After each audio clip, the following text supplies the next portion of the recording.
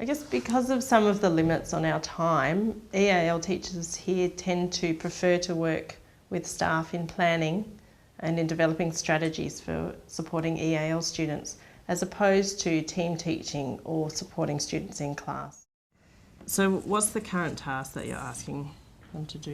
We've got a fictitious ski trip to Mount Hotham. So this is a goal for the ski trip to build an advertising brochure for Mount Hotham, but tailored towards the ski trip.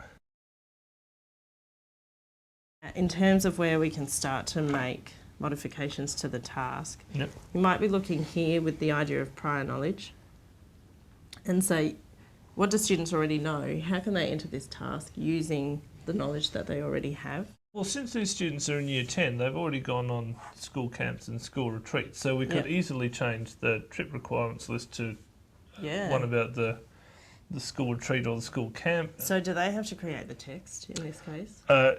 On the second page here, we've got some sample text that they can use, although some of them will decide to change that and do different things.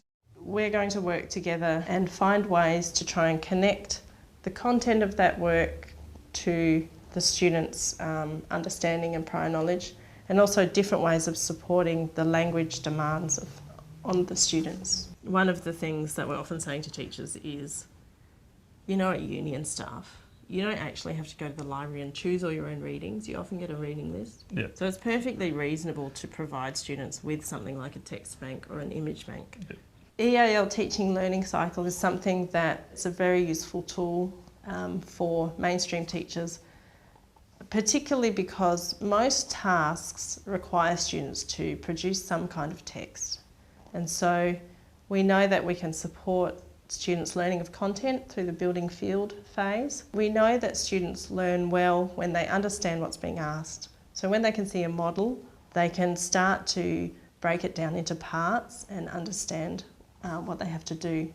You know, all of this stuff, the idea of image bank and text bank, would probably fit into building field, that they're becoming familiar with ideas, images, words around what they're working on. And then again, little group discussions would be a good way of tearing those apart and seeing what's going on. This idea of deconstruction. So somehow you have to get from looking at the brochure as a single text to the parts of it. What are the parts?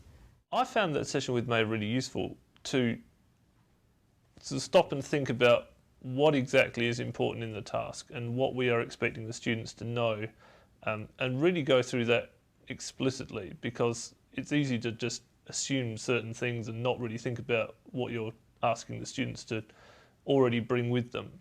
So working through and explicitly doing all that is quite enlightening to clarify what it is that you're doing.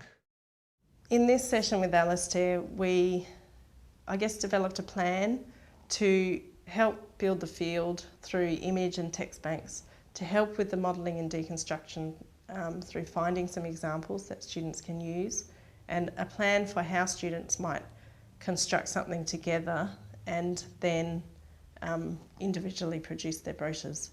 But I think there's another layer to this, and that's about the strategies that Alistair might use in his classroom along the way as he's going through all these phases with the students. So I would like to work with him next to have a look at the EALD teacher resource, which has been released by ACARA to support mainstream teachers with EAL students in their classes.